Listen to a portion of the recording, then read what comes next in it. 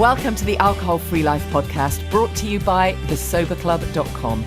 I'm Janey Grace. This is for you if you've quit the booze or you'd like to, or maybe you're just sober curious. I'll bring you tips and motivation without any judgment, and there'll be inspiration from experts, quit-lit authors, and sober heroes.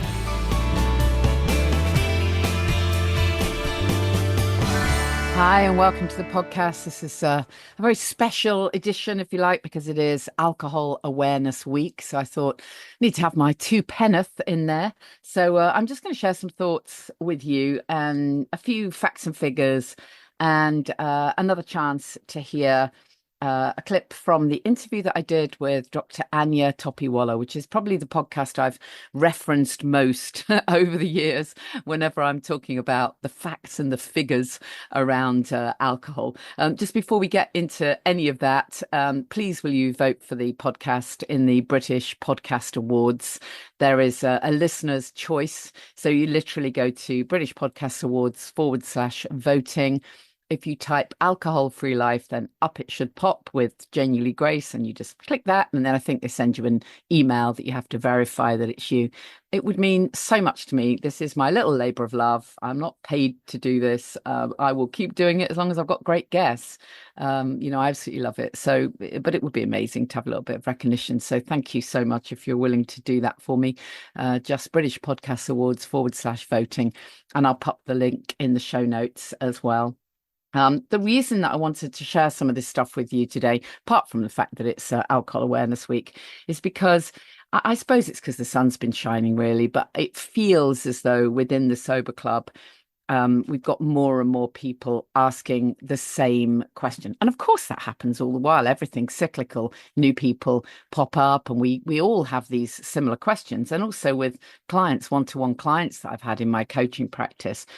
And the question boils down to, effectively, I wish I could just have one. That's not a question, but the question is, will there be a time when I can just have one? Or how about, I wish I could not desire to have one? So what I'm trying to say is there's this sense of we're missing out. And honestly, it doesn't matter how many times I bang on about it. I know that that is still the underlying feeling for a lot of people. Of course it is. It's no one's fault. It's society that's ingrained this in us. So there's that, can I just have one kind of question? Or, oh, isn't it a shame that I can't just have one? There's that kind of kicks off all the time. And then the other piece is this kind of idea that life isn't instantly perfect the second we stop drinking. This comes up a lot. And I do remember this myself. I remember from my early days. And I think this, one of the posts from our Sober Club private group really sums it up. I won't mention any names, of course, but without mentioning names, just anonymizing, I'm just going to read you a little bit of this post because I think it really sums up what a lot of people feel, and certainly how I was feeling when I was early days.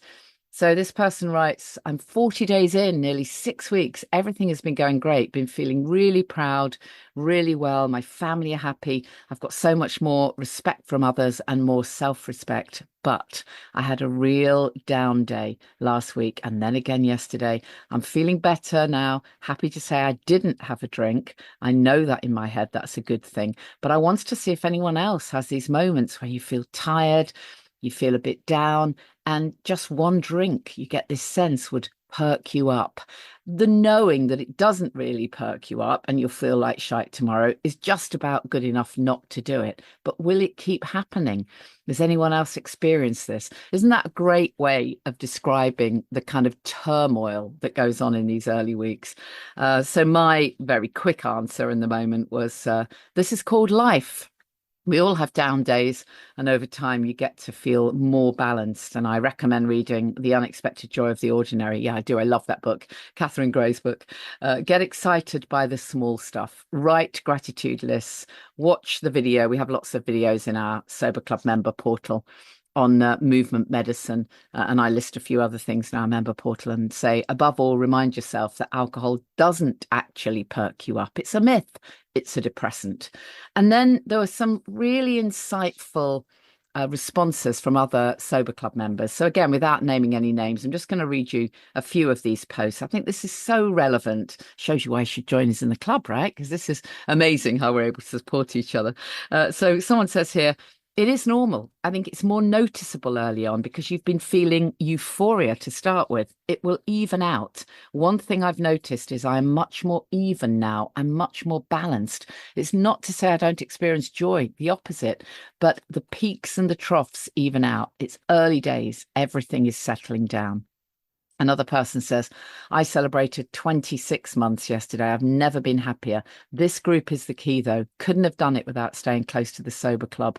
Just reading the posts, getting the inspiration. That's what's got me to this point. And then someone else says about the Sober Club, I think it happens, but the stop right there is the knowing from the members of this group that it was just not worth it. I'm just returning from my 5th sober holiday, 2.5 years in. Alcohol was definitely not desired or needed to make it the best holiday ever. And then someone else says, I really hear you, because for the last 5 months, I've been feeling some negative emotions, which have been quite surprising. But I know that I have to befriend myself, be compassionate, and lean into all my feelings. Sometimes I feel annoyed that I have this new way of life and feel grumpy. I know that feeling too. But it really is amazing how our mindsets can shift. Be super proud and hope that it will be rainbows and unicorns again soon. And then someone else said, I know the feeling well. Alcohol can temporarily mask some feelings, but having down days is normal. Perhaps you didn't notice them so much before. Well done on your 6 weeks. And there are lots more. There are loads of these are loads and loads of these posts. Here's another one. When I first started my sobriety journey, I took advice from Janey and the Sober Club. I treated myself to things that I like and enjoy. Went out and bought pot plants, went all kinds of things. I now say to myself, well done, even if I feel low. Self-love, I think Janey would call it. Being kind to ourselves is so important. And that's it, really, isn't it? Being kind to ourselves. We are going to have down days, and it's utterly crazy, really, to try to think that alcohol would sort that out. Of course it wouldn't. Just pours a little bit of fuel on the fire. And this whole idea, how I started this podcast, this whole idea that, oh, well, perhaps I could just have one, or, oh, it's such a shame that I'm not the kind of person that can have one. Well, let's just sort this out. I just want to sort this one out once and for all. One glass is not worth it. One glass is nothing to consider. There is no point in one glass. There are no point in any glasses because life is better without. This comes up all the time. Oh, I just can't have one glass because if I drink, turns it into a bottle. Maybe you've said that yourself. I used to say that as if there's something wrong with me, as if I'm the broken one because I just can't seem to moderate. Oh, weak-willed, hopeless Janey. But the reality is there's nothing wrong with me. It's alcohol that's the issue. It's alcohol that's addictive. It's our society that has encouraged us to think that we need a toxic drug to be normal. We know the saying, alcohol's the only drug we have to justify not taking. So why would you even want one glass? Why would you want even a small bit of this toxic drug? Let's literally flip it. If you were talking about heroin, you wouldn't want a small amount, would you? Right? The whole cultural assumption that alcohol is a treat. This is where we've all gone so wrong, and that we're missing out if we can't just have one. It's all built on a lie. They've been telling us this, huge lie for all of these years, and we've all been stepping around this massive elephant in the room. It's been whispered in our ears because of advertising, the media, social norms, and obviously our own mind, our own brain. Ever since we, are old enough to realize, oh, that person seems like they're, confident, sassy. Oh, they're drinking. Maybe I'll just try that. So, let's just flip this. It's not it's not about whether or not you were drinking too much. Perhaps you were drinking too much. It's that you were drinking at all. That's the issue. Your brain will try to trick you into thinking that it's normal to drink, but it's abnormal if you have too much. We need to be, according to the media, according to society, happy social drinkers. Yeah, of course we do. But let's not dance around these facts. It's a toxic, mind-altering drug. It's been classified by the World Health Organization now, believe it or not, as a group 1 carcinogen, same category as asbestos, tobacco. This isn't judging. I'm not here judging. I just think we have to sometimes look at the actual facts, because I would not have believed those facts, a few years ago. They just would have passed me by. But now, thankfully, stuff is starting to come out in the media, isn't it? It really is starting to hit the mainstream that there is no safe level of alcohol. Global studies are confirming this now, and it's extensive research. No amount of alcohol that's safe for your overall health. If you want a few statistics, I'll throw a few at you. Alcohol is the leading global risk factor for death and disease among adults aged 15 to 49. I would wager it's 15 to 75, 80. Goodness. In 2016, alcohol was linked to 2.8 million deaths. It's going to be a lot higher now, if you ask me. Even one drink a day increases your health risk. One standard drink per day raise the risk of developing at least one of 23 alcohol-related health problems by 0.5%. 2 drinks a day, the risk rises to 7%. 5 drinks, a massive 37% increase in risk. I used to see those figures, in fairness, and somehow I managed to kind of flip over them and then go and read a study for myself that said, but a glass of red wine is good for the heart. And then I'd go and have a bottle of white. I mean, absolute BS. None of this is good for you. People that do live a long, healthy life and drink are healthy despite the alcohol, despite it. But why would you want to give yourself toxicity if you don't have to? They also say in this study, this was a study done by the Institute for Health Metrics and Evaluation at the University of Washington. Among people over 50, cancer was the primary cause of alcohol-related deaths, 27.1% of women, 18.9% of men. I mean, come on. It's when you see it like this in black and white, it's actually crazy. They reckon 1 in 3 people globally consume too much alcohol. Very high drinking rates, apparently. Denmark, Norway, Argentina, Germany, Poland. Wow, that's surprising. I would have thought that was UK as well. But anyways, the summary of all of these studies that have been in the press recently, so I shouldn't complain, because I'm always saying we need more to raise more awareness, and thankfully there is more awareness. The bottom line is no amount of alcohol is risk-free. Even 1 drink a day can incrementally harm your health, and alcohol contributes to millions of premature deaths every year. So the belief that, in moderation, it's even good for you. I mean, that's overturned by evidence now. It really is. And then we bring in this really annoying bit of press, which I think was just clickbait, to be honest, which I'm sure many of you saw, where there was a study which was linked to Professor David Nutt. That was the bit that surprised me. And the study was something like 1 glass of wine a year is okay. I mean, come on, just don't do silly headlines like that. That's the sort of headline that would make me think, okay, then I'll just have my 1 now. I'll make it a large. And then by the time I've had that, I think you'll find I've lost all sense of, what I do and don't want to do. So look, the bottom line is it's all bad for us, right? Let's just cut the crap here. All of it is bad for us. But why do we still get these thoughts? Wouldn't it be nice? Maybe I could just have 1 now. Now I've been sober for a while. Maybe I can just have 1.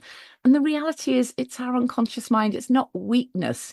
It's your brain doing what it was wired to do, because we have all these old neural pathways. When we've been drinking in the early days, when allegedly we did think it was fun, in certain situations, whether it was a barbecue or a party or on holiday, our brain associated the alcohol with pleasure because that's how the neural pathways are built. You fire the same circuits over and again, and the brain locks it in and says, "Oh yeah, so this is how we deal with stuff when we're feeling a little bit stressed or when we want pleasure. This is what we do." And after we stop drinking, those neural pathways don't just vanish, sadly, they're still there. And if we keep, in inverted commas, feeding them, they will remain. What we have to do is try and find a way of shrinking the old neural pathways and literally furrowing new paths, literally forming new ones, so that we start to build associations with not drinking. We build positive associations with being sober. That's the key. And I've spoken about it before, but the other thing that gets in the way, and what I think is sometimes happening with some of my clients, with sober club members, is the fading effect bias. I've written blog posts about this. Fab, except it isn't fab at all. It's this fading effect bias that means that we remember positive events more fondly than they really were. We look back with rose-colored spectacles, the chinking of the glasses, the glow of the sunshine, the laughter. We forget the hangover. We forget how terrible we felt. We forget the 3 a.m.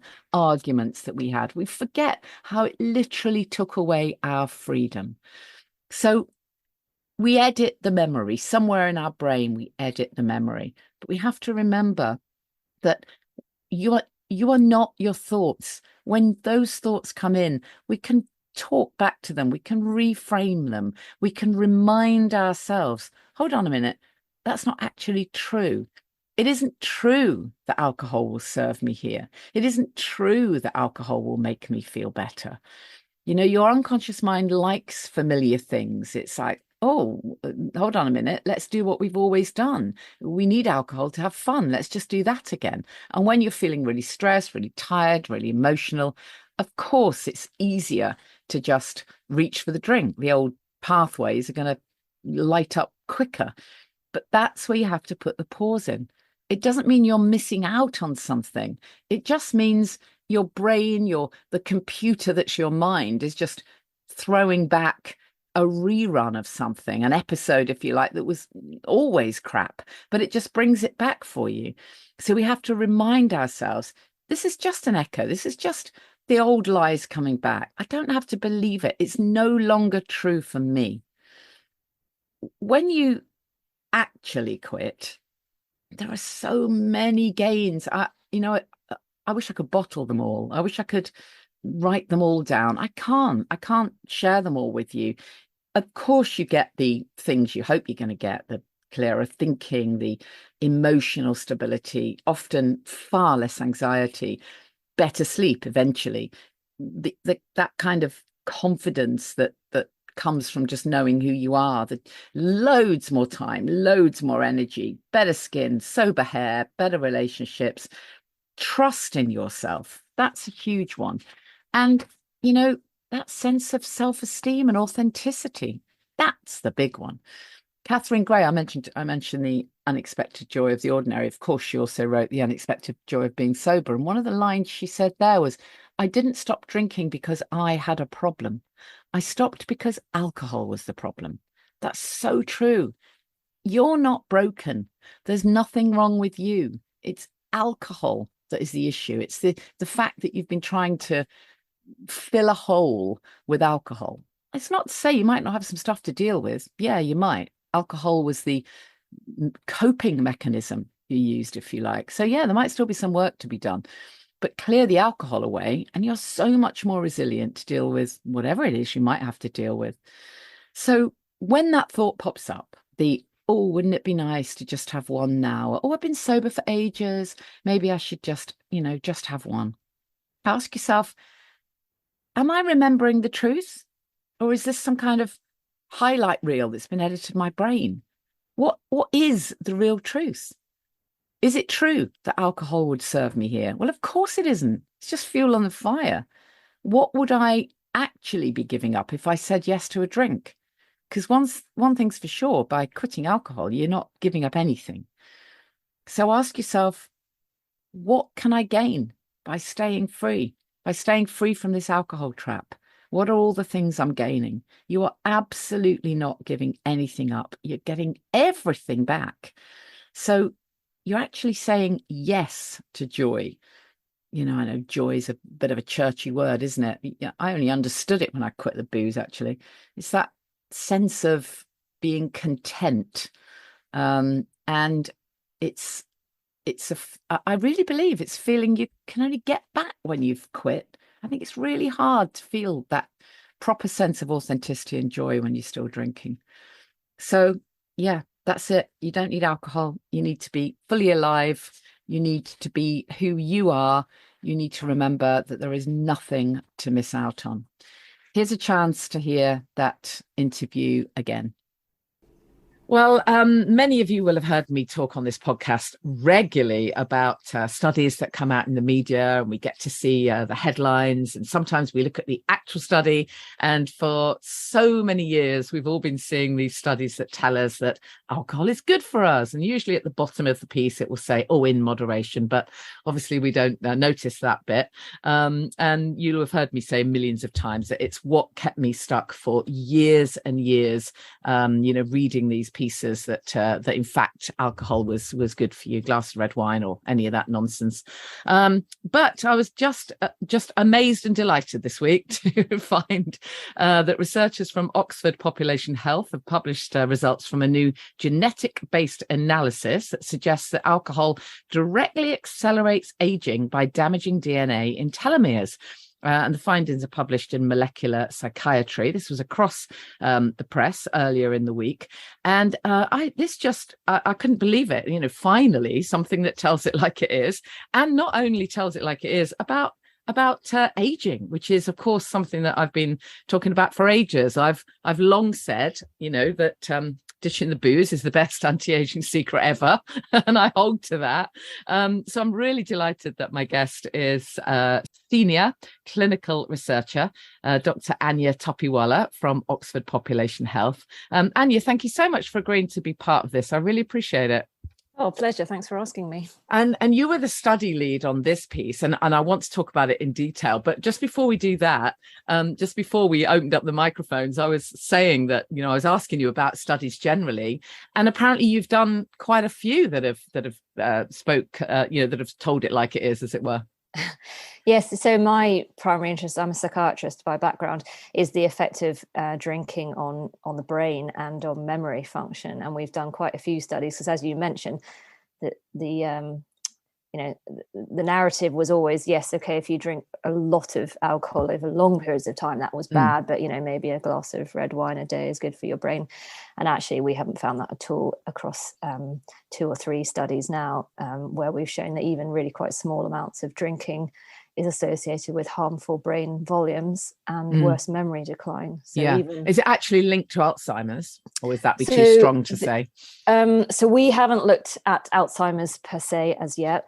We've done a lot with brain imaging, which is actually more sensitive. Right. You can pick up more subtle changes years before the memory symptoms. And we found that more drinking is literally smaller brain volumes, so just a smaller brain size. And actually the week before last, we published showing that drinking was associated with higher iron in the brain, which in turn is linked to Alzheimer's.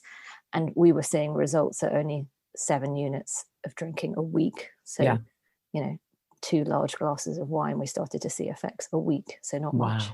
Interesting. Isn't that interesting? So if you've done a fair bunch of these kind of studies, you must feel as frustrated as I do that the majority of what we see in the mainstream press is, unless that's just my perception, we tend to see these studies that say, oh, it's good for you. I mean, I read one the other day, and I'm trying to remember where it was, where the study was done, that said alcohol is good for you as long as you're over 40, or some kind of absolute nonsense. Yeah, that was a study 2 weeks ago. You're right. It was published in The Lancet, very good journal. Yes, that's right. Which didn't, well, it didn't look at actually brain outcomes and mental health outcomes, which is my primary focus. But I think that's one of the reasons we've done this genetic analysis, because especially for more sort of moderate drinking levels, there are loads of other factors that are probably responsible and I think causing these spurious protective effects. So Yes. to give you an example, so the kind of people that drink moderately are better educated, Yeah, probably eat higher better. earners, Yeah. eat better, Yeah. exercise more, do everything else in their lives is probably healthier apart from the drinking. Exactly. And all those factors mean that their brains are healthier, for instance. So it looks so they're healthy despite the alcohol. Exactly. They've lucked out, but not it because of looks it. like it's protective, but that's probably just a spurious, that's my belief, that it's a spurious protection. And actually, as I said, all the imaging studies we've done, it looks like it's harmful. Right. Wow. I mean, honestly, with that, armed with those studies, it must feel very frustrating for you when you constantly, I mean, just, I know we're going slightly off track for a moment, but I just find it fascinating, the level of marketing that we have thrown at us the whole time. Of course it's legal, of course it's part of our society, of course it's part of our culture, but for God's sake, you can't buy a birthday card for a 21-year-old boy, without it having a picture of booze on. I mean, you just can't. No, absolutely. And like you mentioned at the beginning, we've all got what you call a selective bias. Yes. We see the one out of even 100 studies showing that the glass of red wine is good for us. We love to believe it. But I just don't think it's borne out with the evidence personally. Yeah. And of course, there was also a piece this week in the press about the effects of lockdown drinking, which was really shocking, actually. Just the fact that the goddamn, off licenses were all left open and the gyms closed. I mean, what did they think was going to happen, right? Yes, exactly. That was really sad, actually. That when they really look at the knock-on effect of that. Sure, and we haven't captured it all yet, I'm sure. I'm sure we haven't. To see. Yeah. So just tell us a bit about your work then. Is what kind of stuff do you do? Is it all studies across different health topics, or how does it work?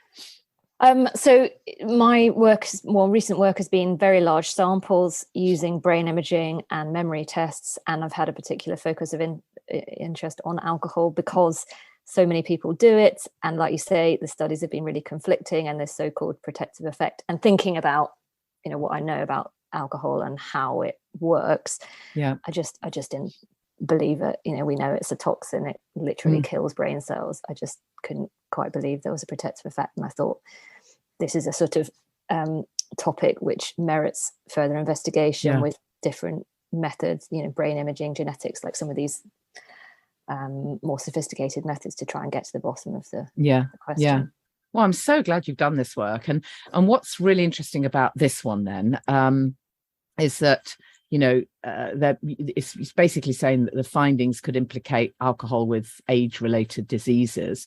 So just tell us a bit about this particular study then. So what does it mean if it's a genetic-based analysis? Exactly what does that mean? Yeah, so we looked at the links between how much people were drinking and the length of what you call telomeres. So as we grow and get older, the cells in our body have to divide. And in that process of dividing, they have to copy the DNA. And each time the DNA is copied, it gets slightly shorter, just a quirk of the copying process. So the length of these telomeres gives you an idea of aging. So what we call is like a marker of biological age. And as these things get shorter, you increase your risk for things like Alzheimer's disease, heart disease, cancers. Yeah. So the shorter they are, the worse. And our telomeres, is it a bit like the sort of neuroplasticity of the brain? Can we kind of repair a little bit, or is it a case of once you've shortened it, that's it? So I can't say for definite with the effect of drinking, but so in babies or in fetuses, there's a repair mechanism. Right. But by adulthood, most of our body cells, there's no that repair mechanism is lost. So I can't think of a way, well, at least that I'm aware of, in which that could be repaired. The good news, though, of course, on a side note, is that the liver, until it gets too far, is really good at repairing. So it's never too late to ditch the booze. No, exactly. And you're trying to reduce your risk of this stuff getting worse. So, yeah, exactly. And the other thing that we found was the dose was important. So the dose of alcohol. So the more you drank, the worse it was. So even reducing what you're drinking is probably going to benefit you. Yeah. Okay. So So telomere, how we say it, telomere, you say it, is this indicator of biological aging. And once they're too short, the cells can't divide. I think I understand that correctly. So in this analysis, you how many participants were there, and how did you gather the participants? Literally from a sort of bank of DNA? Is that how it worked? So no, the study is called the UK Biobank, which is a huge study of middle-aged UK individuals from the UK. There's a whole team, and it's not just me, that they've done all the hard work. I got the easy job. So we looked at just under 250,000 of these people who had telomere measurements on their blood sample, and who also had information about their drinking, all sorts of other factors that we took into account, how much they exercised, what they ate, whether they smoked, other health conditions to take into account. And so we did two types of analysis. So we just looked at used the more standard approach, where we looked at how much they were drinking and the telomere length. And then the other aspect was the genetic analysis. And the reason for that was what we were talking about earlier, because there are all these different factors that could be different in drinkers versus non-drinkers that may be important, and it's very difficult to take account of all of them. Yeah, we use the associations between genes that predispose you to drink more and the telomere length, and that gets around some of these problems, some of these other factors. And so if you get an association, you can be more confident that it's the alcohol causing the telomere shortening rather than something else that we haven't taken account of. I want to go back to the findings of the study in a moment, but tell me a bit more about these genes that predispose you to drinking more. What do you mean by that? So there are genes that if you took a group of people, there are certain genes that mean that those people would drink more on average than other people if they have them. So to take an extreme example, if you think about Southeast Asians, there is a gene that predisposes people to have a flush reaction if they drink alcohol. You may have seen them. So if they literally have a drink or two, they go red, they feel sweaty and unwell. So people who have that gene tend to drink less alcohol because they get very unpleasant Doesn't effects. make them feel well. Exactly. So in Europeans, we don't have that an extreme reaction, but there are a number of other genes that have smaller effects that, if you have them, mean you might be more likely to drink more or less. That's very interesting. Tell me about, I read in your study where you said it was written, the most influential genetic variant in the MR analysis was ADI-HR, an alcohol metabolism gene. What does that mean? ADH1B. Oh, sorry. That's all right. Yeah, it's just the name of the gene in Europeans that explains the most of drinking. Okay. So, and it's a gene that affects how we break down alcohol in our bodies. Ah, okay. So interesting. We don't completely understand it. So when you break, the component of alcohol that does the damage probably is ethanol. Ethanol, yeah. And so that gets broken down to this nasty chemical called acetaldehyde in the body, and then that gets broken down too. So that acetaldehyde is not nice. We don't like it. Doesn't make us feel good. So that gene affects the speed at which the ethanol is broken down. So in other words, some people effectively break it down quicker than others, and exactly, more effectively. And somehow that affects how much we drink. I don't know if that means those people feel subtly worse when they drink, or maybe they get worse hangovers, or something that we don't understand means that they tend and I'm guessing less. It's different in men and women as well because of how our bodies are made up. Is that link at all?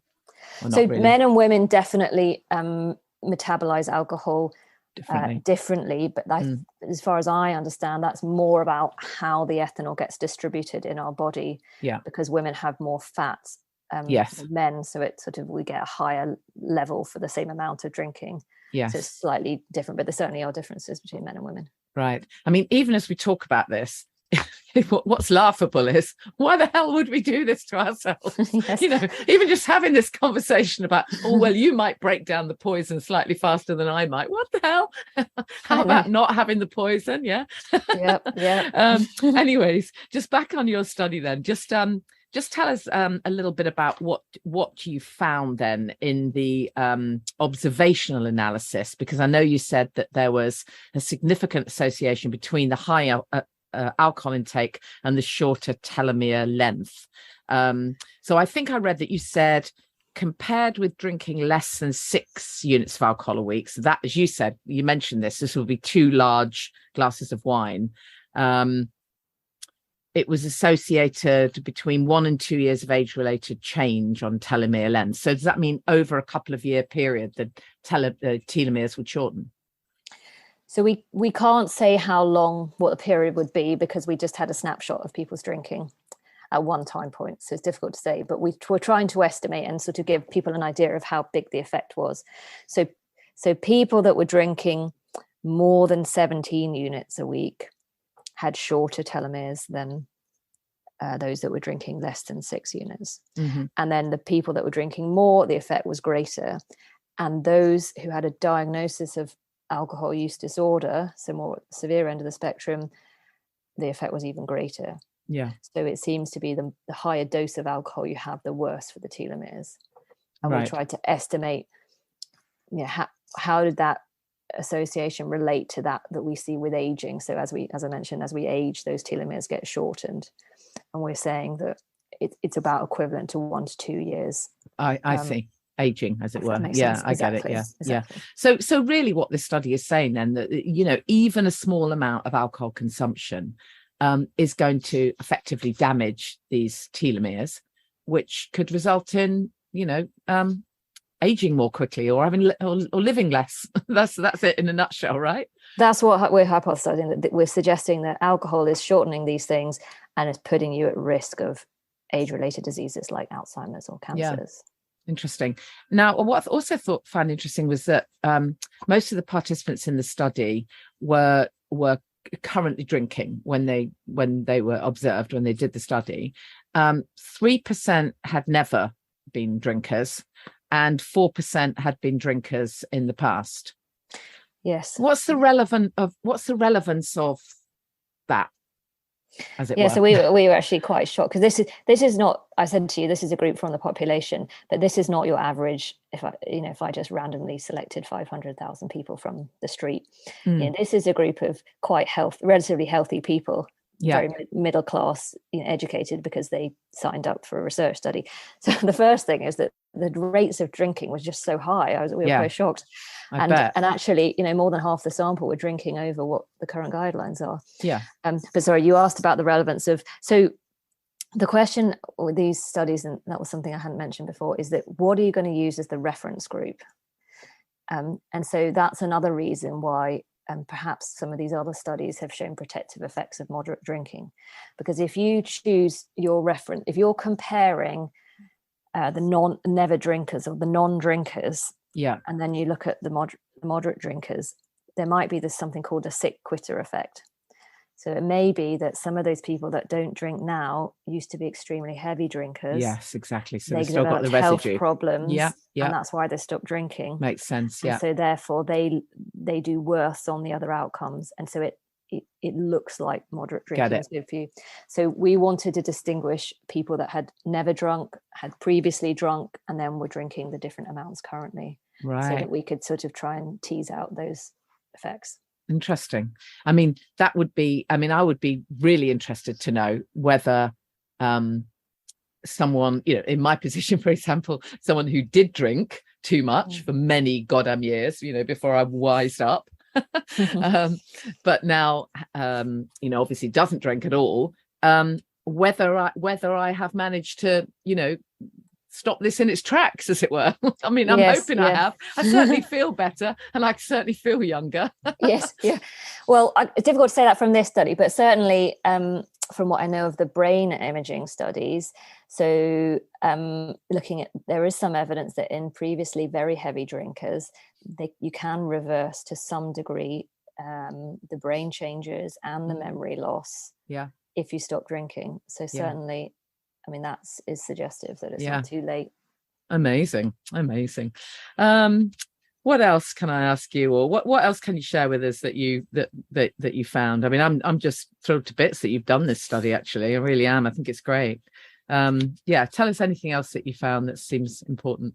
I think just I'd emphasize that using the two different approaches and having consistent results across them is much more persuasive that it is the alcohol causing the damage. And as we said, it's really tricky to do these alcohol studies. There's so many other factors to take into account.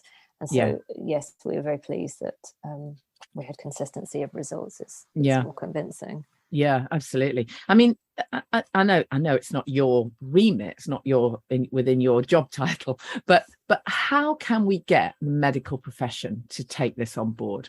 Because, there's anyone listening to this podcast will know that one of the things that I get so frustrated by is, again, what kept me stuck for years, feeling brave enough to say to a GP, obviously I'd go for something else. And then I'd feel brave enough to say, actually, do you know something? I'm a bit worried about my drinking, actually.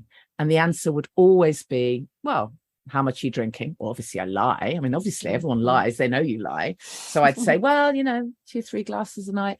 And the answer would always be, well, have an alcohol-free day. Sounds normal. And you'd go off again thinking, oh, thank God for that. And you'd go back to your, however many units a week, which is way over what anybody would recommend. And the reason is, as we all know, they're drinking too, the majority of them, number one. And number two, they don't know what to do with you. If you are clearly alcohol dependent, then that's different. They're going to hopefully help you find alcohol services or rehabilitation. But if you are the term we now use is a grey area drinker, you're drinking way more than you should be drinking. And as your study shows, this ain't going to be good for you. This is not going to be good for the economy or for the NHS or for anybody else. So how can we get through to the medical profession? It's very difficult. Well, I'm a consultant psychiatrist as well. So I've cool. got two hats. But I think I suppose really I'm thinking more of GPs who are often the first line of contact. Yes, I think, I'm hoping that, our work and others that is emerging is, we're really going to be changing perception for not just the public, but for medical profession as well, and GPs alike. That actually, I mean, am I right about this or not? Is it not the case? Is it changing? I'm hoping it's changing. I think for a long time, and I think a lot of these studies citing a protective effect have not helped. No, absolutely not. And I'm hoping that slowly we're changing the perception of medical professionals as well. I think it often gets missed. I think at least my work in hospitals, we don't ask enough about how much people were drinking, and people like you say might not volunteer. Yeah, I mean, it's not only that I have a friend who was being treated for breast cancer, and this really was quite recently, was literally told, after news like that, you're going to want to go home and have a large glass of wine. I know they're just trying to be kind, but it's just such awful mixed messaging. Yes, well, I think the links with cancer are another sort of interesting area. I think the public are not aware of the links between alcohol and cancer.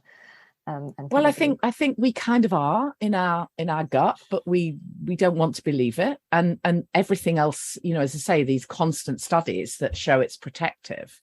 Really don't help, as you say. I mean, it's like you say, it's a wider societal issue, especially it's completely bound up in our culture, and we celebrate and commiserate alike with drinking, don't we?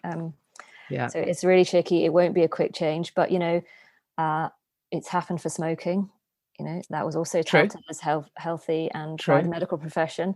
And there's been a sea change, but it does take time and a lot of studies, I think, showing the same thing, probably to start changing opinion on it. Yeah, so that is interesting then.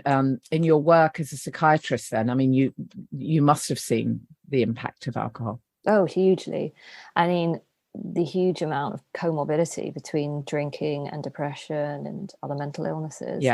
And well, that's another very interesting thing, because again, it's not talked about enough, that link between depression and anxiety and alcohol, mental illness and alcohol. It's really not it's just not talked about. It's seen, if you talk about that, it's seen as if you are trying to make light of mental illness, and that's not the case. The reality is, no one's saying that one thing directly causes the other, but it definitely exacerbates it. Hugely. I think it's just a beginning to be researched, the sort of overlap between the two conditions. And worryingly, at least in mental health services I've worked in, it's a barrier. Drinking is a barrier to accessing mental health services. It's often that, if you've got a drinking problem, you're excluded from mental health services, or you're supposed to sort that out first before you get seen. Well, but then you say that, but then again, I know lots of people, even people within my community in the Sober Club, who have rocked up to a GP with depression, anxiety. They're given antidepressants, and they're not asked about their drinking. They're never asked about their drinking. The number of the percentage of clients that I've had who have issues with drinking and they're on antidepressants, I couldn't believe it.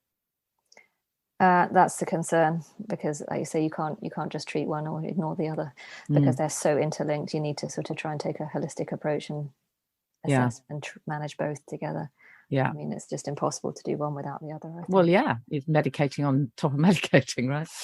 Well, I'm so thrilled you're doing this work. Thank it's you. Fantastic. Well done. It's lovely to have somebody like you who's actually on it. Right? So maybe there will be a change. Let's have a chat in, I don't know, 6 months or a year, and maybe some of these studies will have actually properly hit home. Yes, hope so. We're doing our best. Yeah, you absolutely are. So if anybody wants to sort of have a look at any of this information, where would be the best place for them to go? Where the study's published, or what would be the best? Absolutely. Well, you can go to my webpage at the University of Oxford, just type in my name, and there should be links to all the studies there. This particular one we've talked about today is in molecular psychiatry. It's all open access. Oh, great. But then some of the other ones you've done are on that some of the other link. ones that you can access by webpage. Okay, I'm going to have a look at some of those, and maybe we'll have you back on and talk about one of the others. I really appreciate it, Anya. Thank you so much. It's really great to chat to you. Thanks for being part of the podcast. Pleasure. Thanks very much. That was another chance to hear Dr Anya Topiwala. Amazingly succinct. Great way of finally knowing what's going on. So I'll put links in the show notes. Just a reminder, please vote for the Alcohol Free Life podcast in the British Podcast Awards. I'm going to be at the Latitude Festival, by the way, along with a bunch of other sober heroes. Mandy Manners is organising it. I know Dr Richard Piper is there from Alcohol Change UK. So look forward to seeing some of you at that.